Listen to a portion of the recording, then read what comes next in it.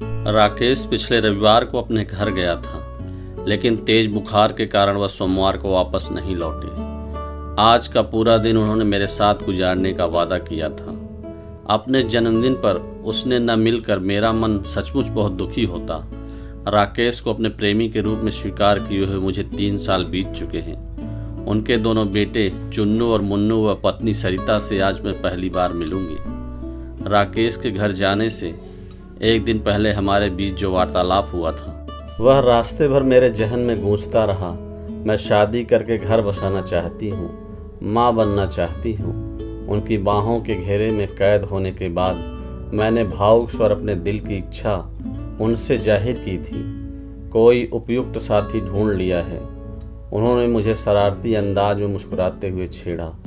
उनकी छाती पर बनावटी गुस्से में मैंने कुछ घूंसे मारने के बाद मैंने जवाब दिया, मैं तुम्हारे घर साथ घर बसाने की बात कर रही हूँ। धर्मेंद्र और हेमा मालिनी वाली कहानी दोहराना चाहती हो?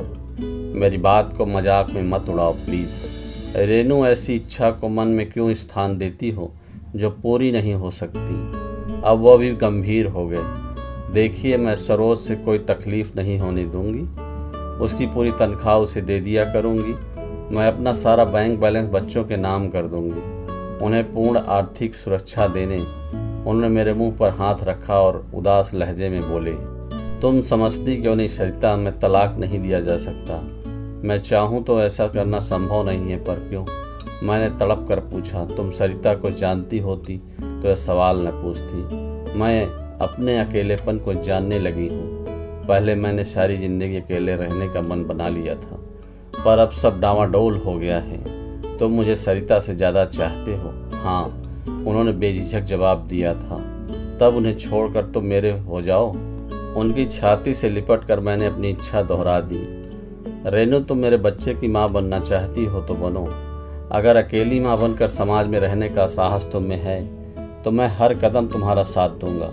बस तुम सरिता से तलाक लेने की जिद मत करो प्लीज़। मेरे लिए यह संभव नहीं होगा। उनकी आंखों में आंसू झिलमिलाने देख मैं खामोश हो गई। सरिता के बारे में राकेश ने मुझे थोड़ी सी जानकारी दे रखी थी। बचपन में माता पिता के गुजर जाने के कारण उसे उसके नाना ने पाला था। 8वीं तक की शिक्षा पाई थी। रंग सांवला और चेहरा मोहरा साधारण सा था। वह एक कुशल गृहिणी थी। अपने दोनों बेटों में उसकी जान बसती थी। घर गृहस्थी के संचालन को लेकर राकेश ने उसके प्रति कभी कोई शिकायत मुंह से नहीं निकाली थी। सरिता से मुलाकात करने का यह अवसर चूकना मुझे उचित नहीं लगा, इसलिए उनके घर जाने का निर्णय लेने में मुझे ज़्यादा कठिनाई नहीं हुई। राकेश इनकार न कर दे, इसलिए मैंने उसे अपने आने की कोई खबर फ़ोन से नहीं दी थी। उस कस्बे में उसका घर ढूंढने में मुझे कोई दिक्कत नहीं हुई। उस एक मंजिल साधारण से घर के बरामदे में बैठकर मैंने उसे अखबार पढ़ते पाया। मुझे अचानक सामने देखकर वह पहले चौंके, फिर जो खुशी उनके होठों पर उभरी, उसने सफ़र की सारी थकावट दूर करके मुझे एकदम से तरोताज़ा कर दिया। बहुत कमज़ोर नज़र आ रहे हो, अब तबीयत कैसी है? मैं भावुक हो उठी। पहले से बहुत बेहतर हूँ। जन्मदिन की शुभकामनाएं। तुम्हें सामने देखकर दिल बहुत खुश हो रहा है। राकेश ने मिलाने के लिए अपना दायां हाथ आगे बढ़ाया। राकेश ने जिस पल मैंने हाथ मिलाया, उसी पल सरिता ने घर के भीतरी भाग के दरवाजे पर कदम रखा। आंखों से आंखें मिलते ही मेरे मन में तेज झटका लगा। सरिता की आंखों में अजीब सा भोलापन था। छोटी सी मुस्कान होठों पर सजाकर वह दोस्ताना अंदाज में मेरी तरफ देख रही थी। जाने मैंने अचानक अपने को अपराधी सा महसूस किया। मुझे एहसास हुआ कि राकेश को उससे छीनने के मेरे इरादे को उसकी आंखों ने मेरे मन की गहराइयों में झांक कर बड़ी आसानी से पढ़ लिया था। सरिता या रेनू है, मेरे साथ नोएडा में काम करती है। आज इसका जन्मदिन भी है, इसलिए कुछ बढ़िया सा खाना बनाकर इन्हें ज़रूर खिलाना। हमारा परिचय कराते समय राकेश जरा भी असहज नज़र नहीं आ रहे थे। चुन्नू और मुन्नू के लिए हलवा बनाया था, वह बिल्कुल तैयार है और मैं अभी आपको खिलाती हूँ। सरिता की आवाज़ में भी किसी तरह का खिंचाव मैंने महसूस नहीं किया। Thank you. अपने मन की बेचैनी के कारण मैं कुछ और ज़्यादा नहीं कह पाई। मैं चाय बना कर लाती हूँ। ऐसा कहकर सरिता तेजी से मुड़ी और घर के अंदर चली गई। राकेश के सामने बैठकर मैं उनसे उनकी बीमारी का ब्यौरा पूछने लगी। फिर उन्होंने ऑफिस के समाचार मुझसे पूछे। यूँ हल्के फुल्के अंदाज में वार्तालाप करते हुए मैं सरिता की आंखों को भुला पाने में असमर्थ हो रही थी। अचानक राकेश ने पूछा, रेनू, क्या तुम सरिता से अपने और मेरे प्रेम संबंध को लेकर बातें करने का निश्चय करके यहाँ आई हो? एकदम से जवाब न देकर मैंने सवाल किया, क्या तुमने कभी उसे मेरे बारे में बताया है? कभी नहीं। मुझे लगता है कि वह हमारे प्रेम के बारे में जानती है। कुछ देर खामोश रहने के बाद मैंने अपना फैसला राकेश को बता दिया। तुम्हें ऐतराज नहीं हो तो मैं सरिता से खुलकर बातें करना चाहूँगी। आगे की ज़िंदगी तुमसे दूर रहकर गुजारने को अब मेरा दिल तैयार नहीं है। मैं इस मामले में कुछ नहीं कहूँगा। अब तुम हाथ मुंह धोकर फ्रेश हो जाओ, सरिता चाय लाती ही होगी। राकेश के पुकारने पर चुन्नू और मुन्नू दोनों भागते हुए बाहर आए। दोनों बच्चे मुझे स्मार्ट और शरारती लगे। मैं उनसे उनकी पढ़ाई व शौक के बारे में बातें करते हुए घर के भीतर चली गई। घर बहुत करीने से सजा हुआ था।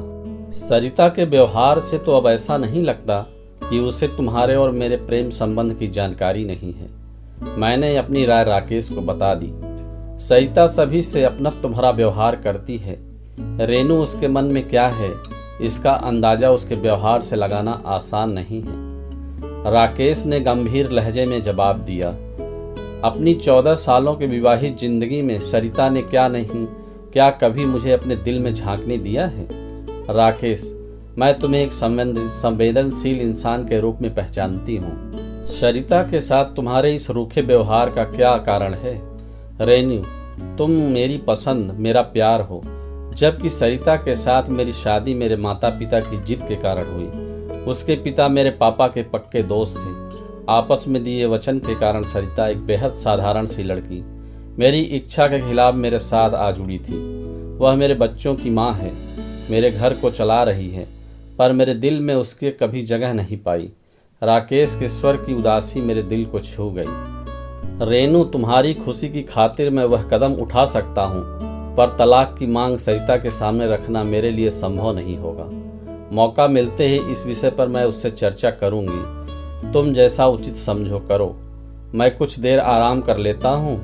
राकेश बैठक से ऊपर उठकर अपने कमरे में चले गए और मैं रसोई में सरिता के पास चली आई। हमारे बीच बातचीत पर विषय चुन्नू और मुन्नू ही बने रहे। एक बार को मुझे ऐसा लगा कि सरिता शायद जानबूझकर उनके बारे में इसलिए खूब बोल रही है कि मैं किसी दूसरे विषय पर कुछ कह ही न पाऊँ।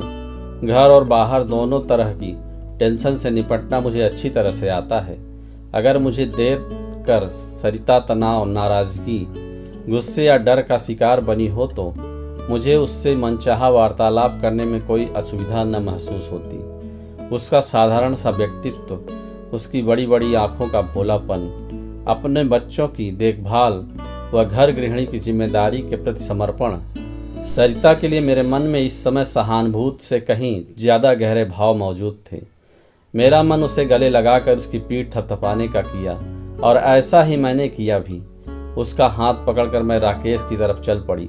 मेरे मुंह से एक शब्द भी नहीं निकला, पर मन में बहुत कुछ चल रहा था। सरिता से कुछ छीनना किसी भोले बच्चे को धोखा देने जैसा होगा। अपने अकेलेपन से जुड़ी ऊब, तनाव व उदासी को दूर करने के लिए मुझे सरिता से सीख लेनी चाहिए। उसकी घर गृहस्थी का संतुलन नष्ट करके अपनी घर गृहस्थी की नींव में नहीं डालूंगी। अपनी जिंदगी और राकेश से अपने प्रेम संबंध के बारे में मुझे नई दृष्टि से सोचना होगा। यही सब कुछ सोचते हुए मैंने साफ महसूस किया कि मैं पूरी तरह से तनाव मुक्त हो भविष्य के प्रति जोश, उत्साह और आशा प्रदान करने वाली नई तरह की ऊर्जा से भर गई हूँ।